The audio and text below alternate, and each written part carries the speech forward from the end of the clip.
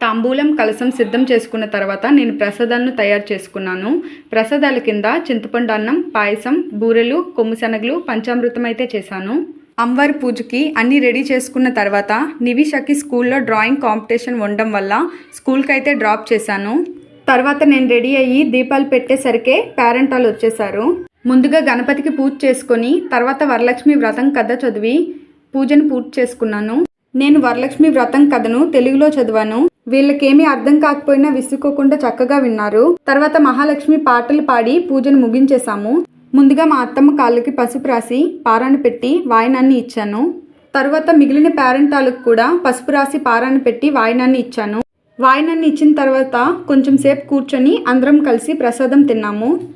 చింతపండు అన్నం అయితే చాలా బాగా వచ్చింది. నేనైతే ఈ విధంగా వరలక్ష్మి వ్రతాన్ని చేసుకున్నాను. మీకు ఎలా అనిపించిందో కామెంట్ చేసేయండి. Bye bye.